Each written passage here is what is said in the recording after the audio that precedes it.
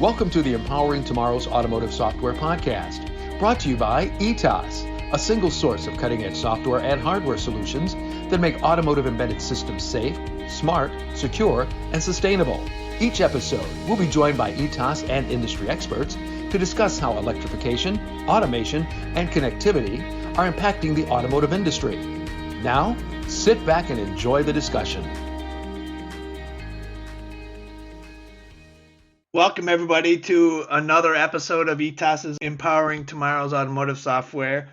I'm Eric Cesa, your host for today, and the President, General Manager of ETAS's operations in North and South America. And today I have a special guest friend, somebody I've worked with for a long time now, Nigel Tracey, who is VP of ETAS's RTA Solutions globally. And maybe, Nigel, if you could give a quick intro on yourself. Welcome, by the way.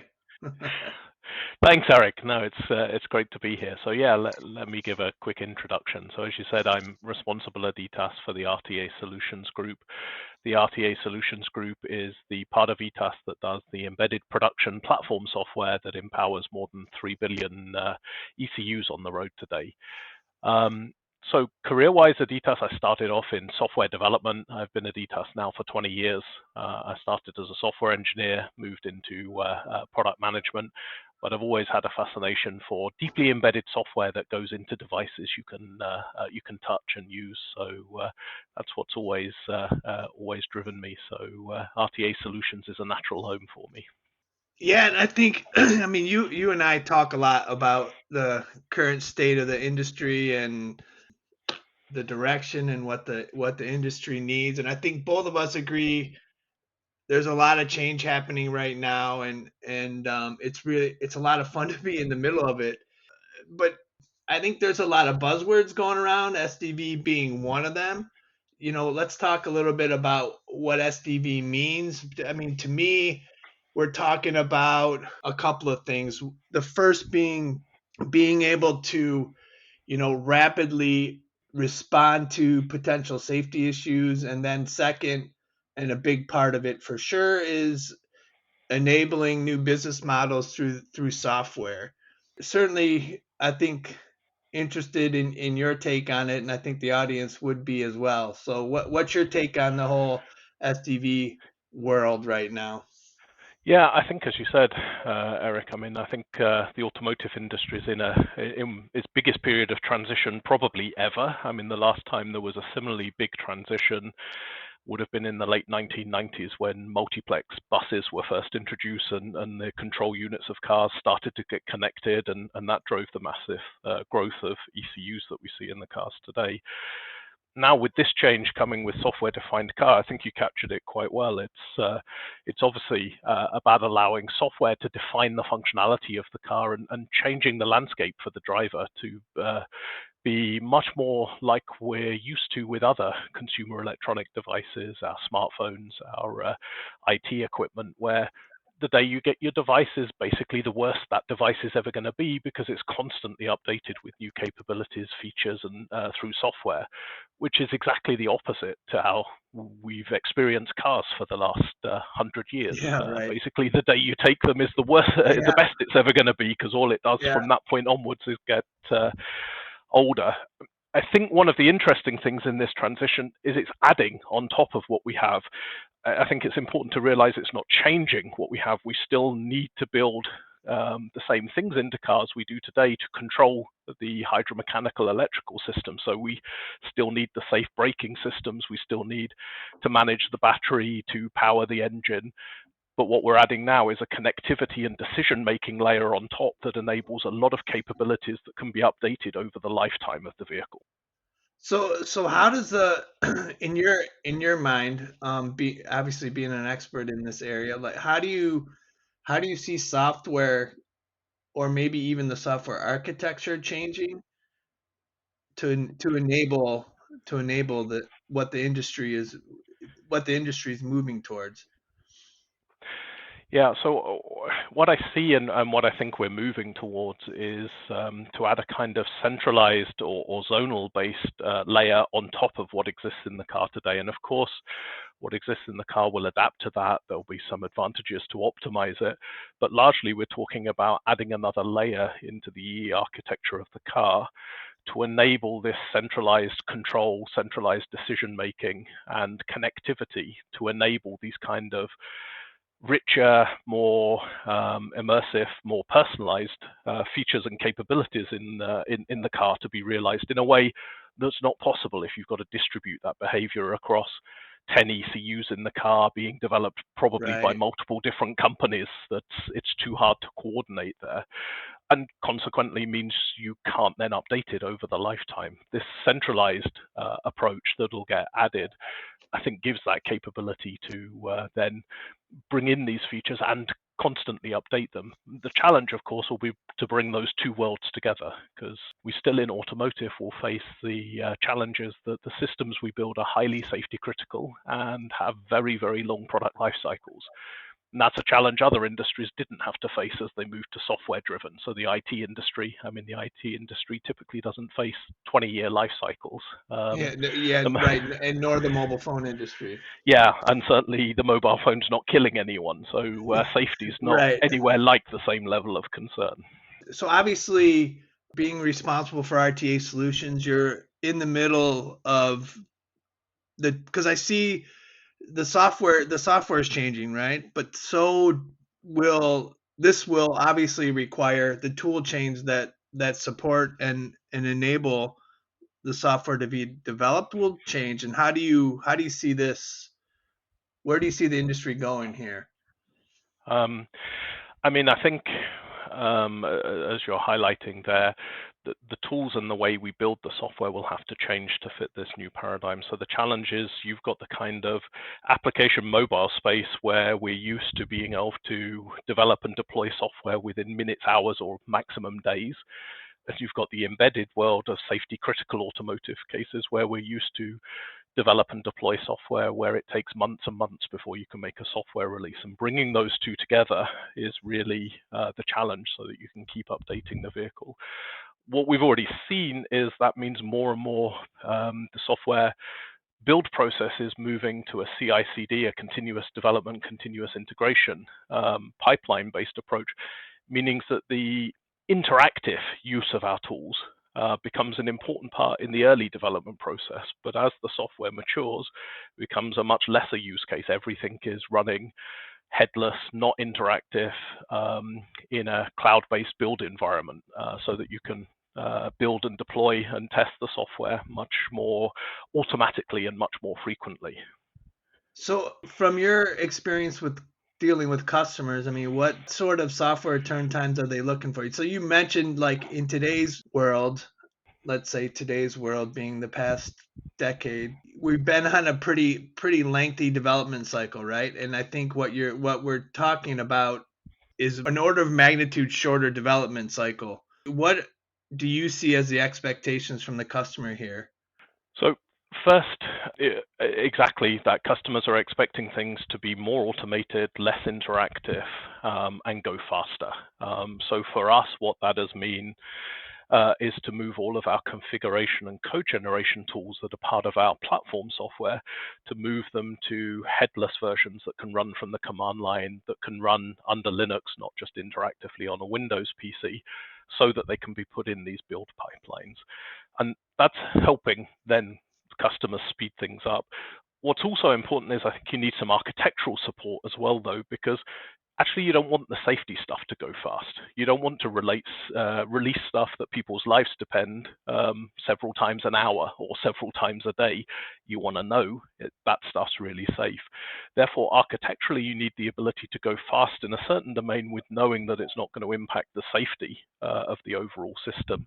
And that's where topics like mechanisms to guard against safety, to put in plausibility checks or safety checks, so that the functional world can go very fast, knowing that it can't have safety consequences, is also another element that needs to come together, I feel, to enable this transition. Because although it might be nice in theory to say we should update all of the software multiple times every hour, I don't truly believe that's realistic when it comes to software that people's lives depend on. I think safety always requires a thoughtful, process-driven approach to make sure we got it right.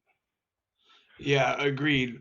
What sort of changes do you think that drives in the overall architecture of the software? So, I mean, obviously, then we're talking about middleware and, let's say, layers of software that separate the safety critical pieces of code from, allowing an app to function and be updated, like you said, multiple times an hour or multiple times a day, depending on the situation.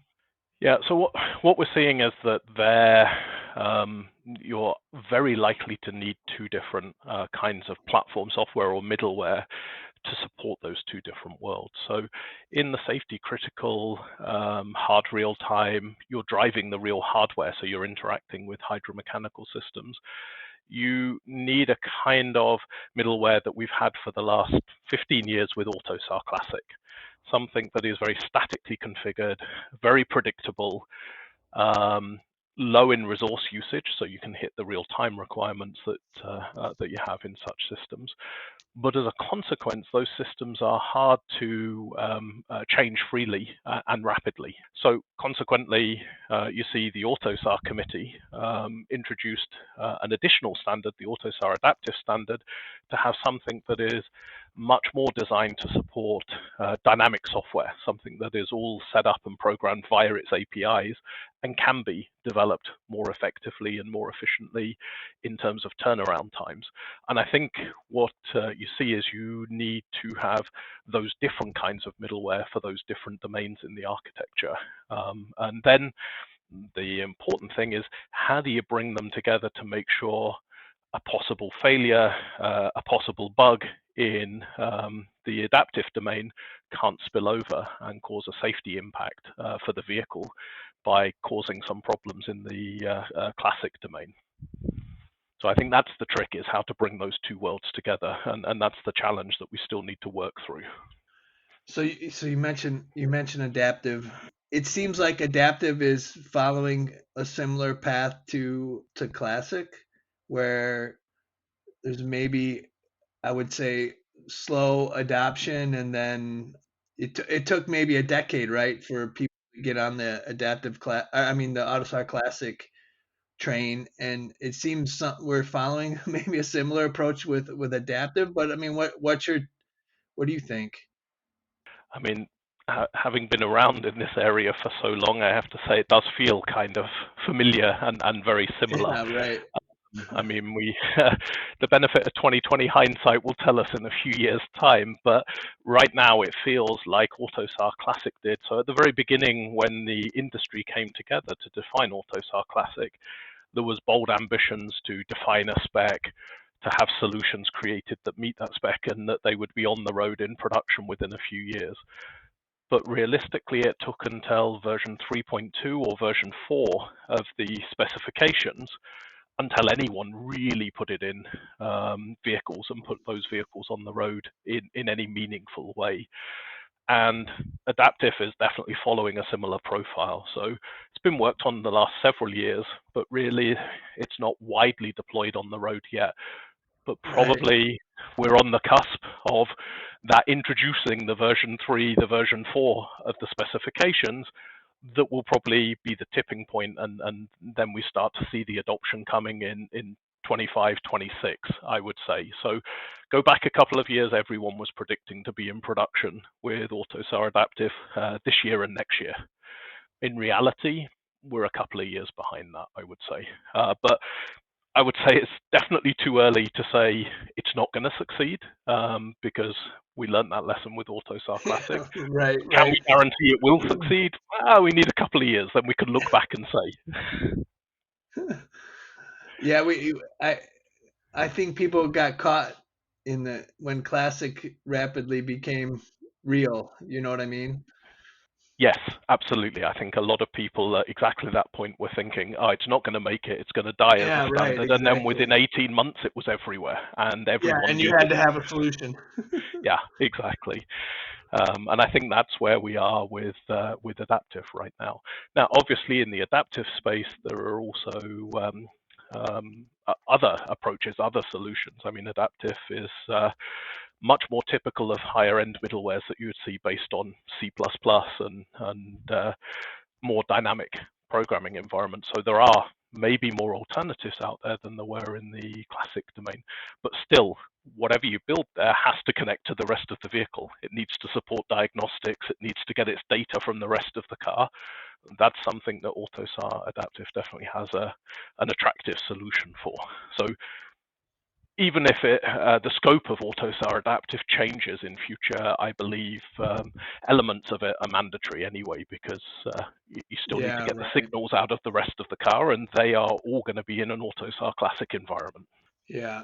So I wanted to focus a little bit with you on tools. And so we talked a little bit about, a couple of minutes ago, you talked a little bit about CI/CD pipelines. How much of the development do you see moving to the cloud, and what tools, or how do the tools that we have today need to change and adapt to facilitate this? What we've already been doing for the last, it's probably 18 months, maybe even 2 years already, is for us having to create Linux versions of our tools that can run in a non-interactive environment, because that's exactly what you need if you want to put the whole build process into the cloud. The second thing that there's been a lot of demand on and interest around is, obviously you don't just want to build software, you need to test it. You need to, when you make changes, you need to know that the software is still functioning correctly. And therefore, having virtual ECUs or versions of our platform software that are capable to run in the cloud without the real hardware, so simulating either the hardware behavior or virtualizing it so that you can run a certain amount of your testing then automatically in the cloud. They've been the other areas where there's been strong demands the last couple of years to make this change, to moving the build process away from someone sitting in front of a PC with a keyboard to something that's automatically triggered every time any developer checks in some code into the source code repository. Yeah, right. I mean, I think we certainly see our OE customers starting to, as part of the quotation process, or their requirements are coming from the OEs to not only supply development hardware but also virtual ECUs as part of their delivery package to the OE.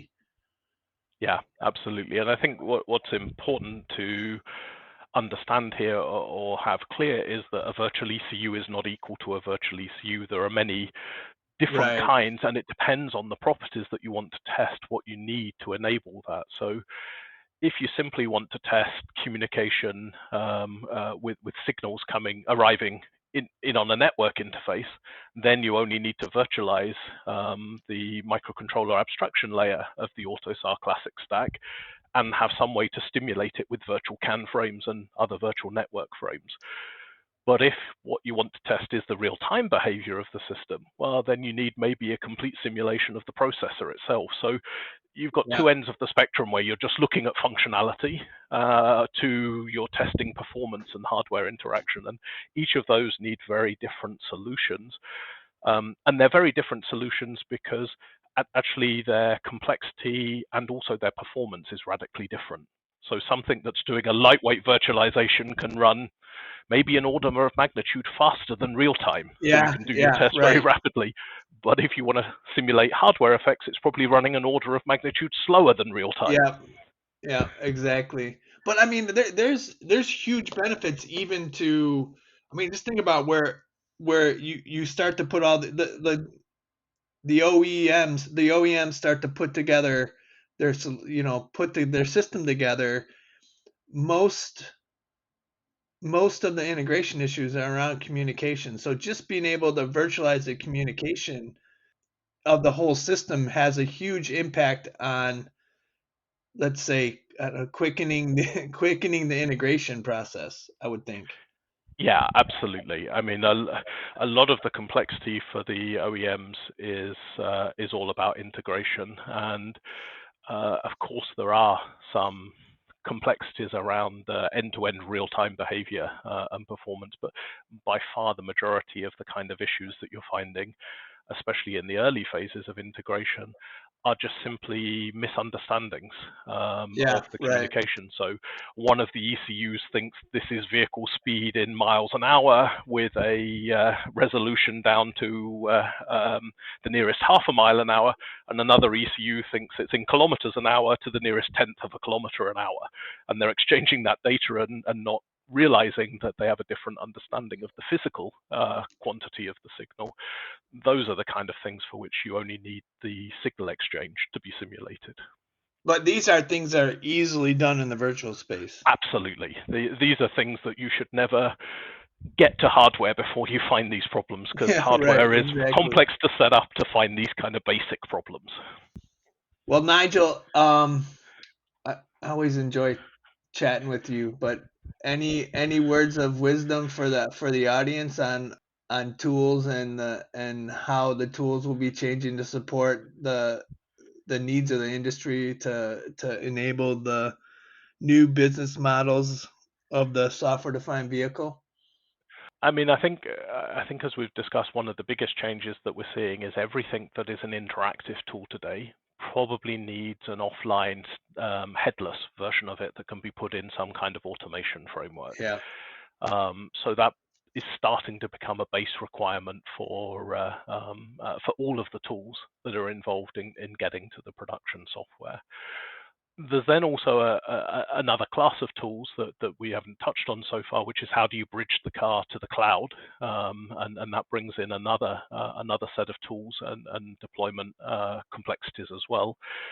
Maybe that's a topic for another day, but I think you don't get to the software-defined vehicle until you solve that three-step process. You've got to get from the deeply embedded space to this new layer that is enabling frequent software updates and delivery of new functionality in the vehicle.